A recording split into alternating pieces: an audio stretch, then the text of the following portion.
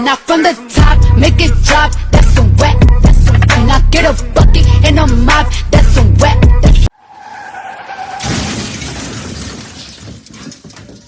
We got a squirter. First time, I let it slide. The second time, I've taken your starter. So, if you really want to work this out and you really want to get this bitch back, just text me and then we can work on this. We can work on this. Like, I don't even know why you got. Yikes. Why I'd be the best girlfriend.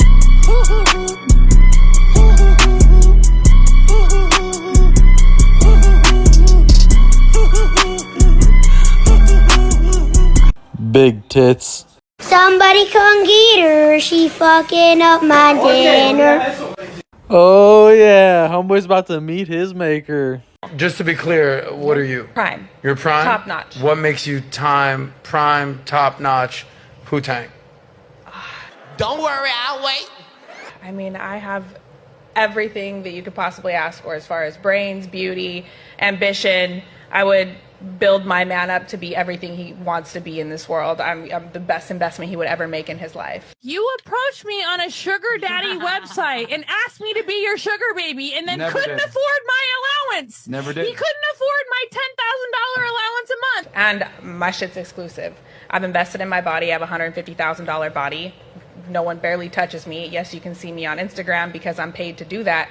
But nobody touches me unless a man, yes, does take care of me. I like bosses. I like millionaires. I like someone who's going to mentor me, teach me, and invest in me and get me to my highest level as well. And just to be clear, what's a $150,000 body? 4 BBLs, 2 breast technically 5 BBLs, but we're going to go with 4. 2 breast augmentations, obviously Botox, lip injections, and then I had the fat buckle removed out of my cheeks on my face. Wow. And how young are you? 28. Damn. Man, big ass mouth, inflated ego. Who wants to get their shit together and go hang out with this chick? Man, she would drive you insane with all the bullshit, let me tell you. I mean, me personally, I ain't really against the fake tits, but all the other shit, the BBLs, the cheek fat, I mean, they're bragging about that. You gotta put 150 grand on it to look like that? That's a problem, not a fucking success story.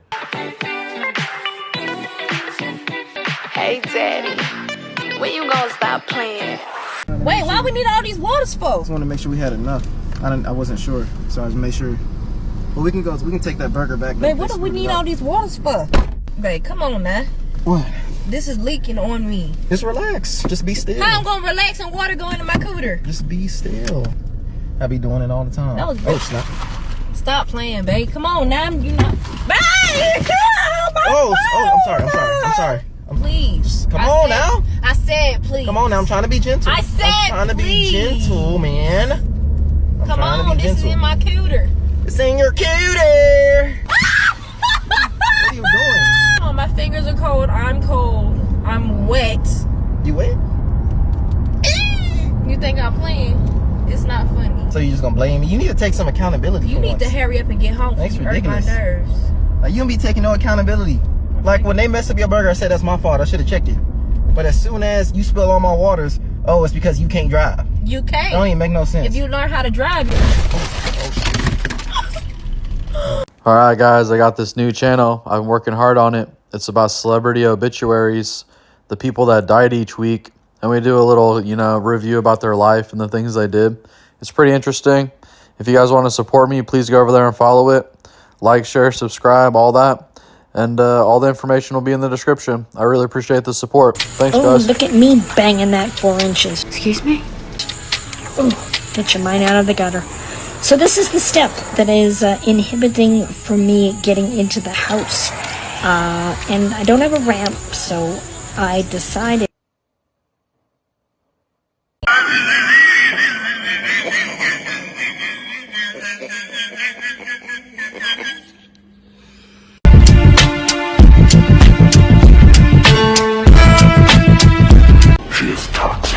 But this world fucked up. This is a fucked up world, fool. So I'm chilling the other day. On God, right? My homeboy hit me up. I answer the phone. He on some goofy shit. He like, check out that link I just sent you. I said, all right, bet. So I check out the link. I tell the I said, but it's an OnlyFans link. Bitch, I don't buy OnlyFans. What I look like? Then it was like $6.99 a month. I was like, I ain't finna pay to go see a hoe, like, bro, type shit. That's low vibration. You know what he gonna tell me, bro? He was like, he sent me $10. He was like, bro, watch. I said, nigga, I'm finna go buy a gram. That was about that. He was like, bro, just watch it, man. I clicked the link to watch it on my mom. It's my bitch, my nigga. I'm here paying all these bills and this bitch want to show her booty hole for $6.99. That is crazy. I was finna call the phone and go to tweaking on it, but you know I had to be a little more rational, so I waited. I was like, I'm just gonna go home. So I go home. I go home, this bitch up in the kitchen. And when she was in the kitchen, I went and whispered her ear and said, this could be all yours for $6.99 a month. Then she gonna jump. She gonna jump like, what did you say? I said, this could be all yours for $6.99, you stupid hoe. Then she gonna look at me. I'm like, yeah, bro, I know you got OnlyFans, bro. This bitch gonna say, this is why I didn't want to tell you, because you're so insecure. I can't even be in a relationship with a bitch and be like, look, please don't show your pussy ass for $6.99 a month. I can't even be in a relationship with that. I shouldn't even have to say that. And if I hate it here. Dude, my man, this is real life out here, guys. I swear to God, they doing the foulest shit you ever heard, and then they turn around on you and say, you are so insecure. Those fucking whores. Steven, there's an annoying noise in the kitchen. I don't know where it's coming from. Can you help me fix it? What the Oh, no.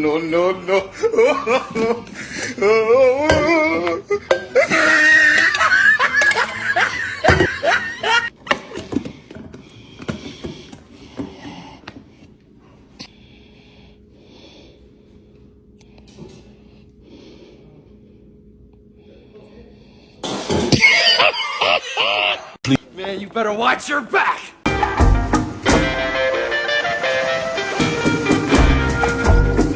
On the question, ladies and germs. So it's oh my God. It is a question. Sorry. Renee, my girlfriend of 4 years, told the cops that my drugs were hers. She did the time for me. I thought the judge would be lenient because she didn't have a record. Nope. She received 2 years in prison and lost her job. I visited her twice, but the ride to the prison was too long and I met someone else. I don't accept her prison calls, but I replied to her letters. She's getting released in August and expects to come back to her apartment. The landlord let me renew the lease in my name due to the circumstances, and I've been paying rent. Damn. But my new girlfriend is pregnant and stays with me. I told my girlfriend that Renee died when we first hooked up. So she's been wearing Renee's clothes as well. He didn't do anything right. How to fix things with my girlfriend when Renee returns. How to gently let Renee know she's been replaced and her apartment is mine.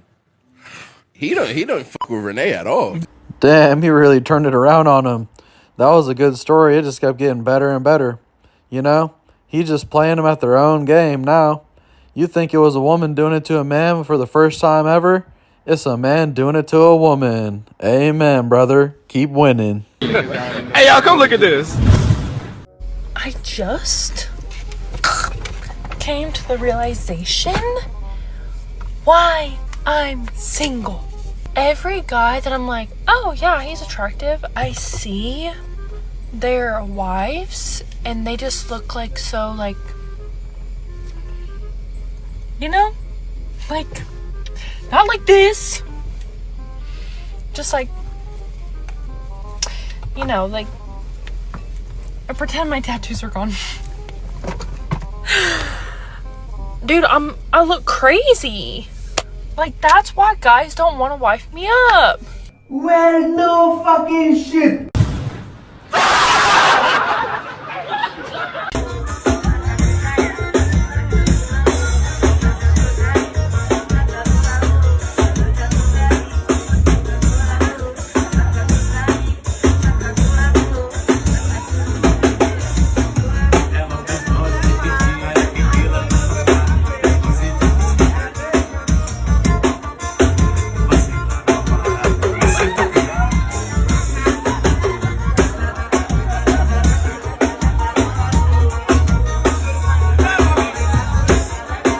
Man, somewhere out there, this is someone's favorite little torta. This is the wildest Ask Uncut we have ever received. I'm at an absolute loss. My fiance and I have been together for 6 years. We have an amazing relationship, and shortly after we got engaged, we decided to make our secret fantasy a reality. I asked my fiance if he would be willing to have a threesome, a one-off experience for us both before we get married. We both agreed to doing this, and I ended up asking a friend of mine if she would be willing. We all agreed, and after a lot of great communication, we worked out what we were okay with and how it would all go down. Fast forward to the night, we all had quite a bit to drink. To be honest, the whole night felt like an exciting blur. Last week, she called and dropped an absolute bombshell on us. She called me when I was at work and told me that she was pregnant. I don't even have words. Pregante. And that my fiance is the father. I called my fiance straight away. He said, oh my God, I actually think the condom did break, but I was too drunk to remember or to even think about talking about it. She's decided to keep the baby. Holy shit. I know. She said, I feel really blindsided. I have no idea what to do. How do I even process this? My fiance and I do want kids together one day, but the idea of him having a baby with another woman makes me feel sick. How do we explain this to friends and family? How do we know if this can even work? I feel so overwhelmed. I don't know. Classic game of fuck around and find out. But if you're going to keep yourself involved in the debauchery, you better pull out at all costs. The amount of attention that women gets really depends on the age. So this graph that we see here is the number of contacts made from a random sample of 10,000 men towards women at a particular age from 20, 25, 30, 35, 40, 45, 50, and so forth. And the bottom axis is the men's age.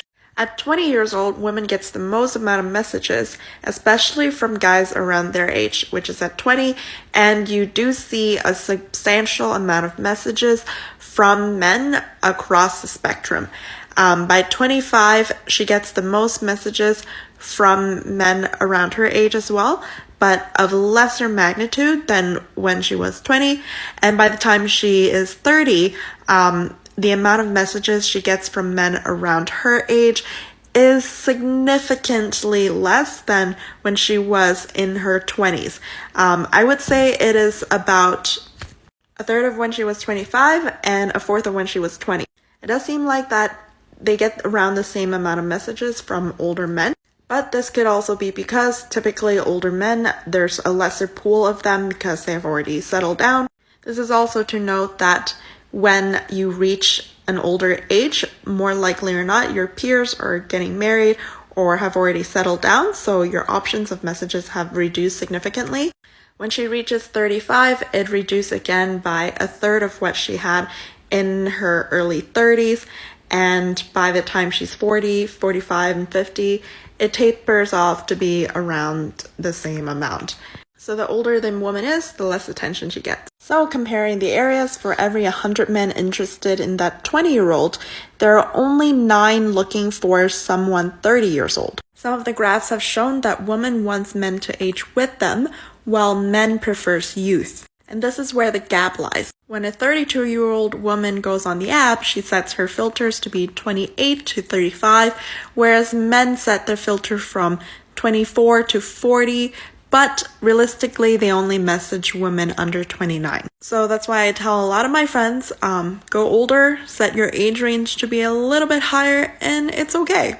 From all the graphs I've seen, a 10 years age gap is recommended. Let me know what you think. Well, for all the girls out there that can't find no man, she's figuring it out for you. She got a graph. I've been around long enough now to not argue with Asian math. I've been proposed to 11 times. And the main obstacle that I have to face is the spiritual connection. My question to you is, what should I do to keep my standards, but also making sure that message gets across? You've been proposed to 11 times? Yes. I'm a good woman, so I get, you know. You've been proposed to 11 times. But it's what you want? Well, I mean, you know. There's no way she got proposed to 11 times. Come on. Now she's like 50 and still single because nothing could ever meet the standards of this individual that looks like they don't exercise. What the? All right, let's see what I got for you today. One thing I want to talk about today is unrealistic expectations. I think a lot of trouble comes from people having expectations that are outside the realms of reality, and then it creates a disappointment in their life. And I think that for me, once I aligned my expectations with reality, or even kept them a little bit low so that I could be surprised when things went good, that my life went a lot smoother. I found myself a lot less disappointed.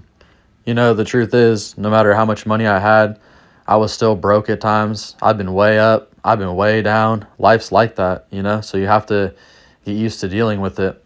But as Brian Tracy would say, life honestly is just problem, followed by the occasional crisis.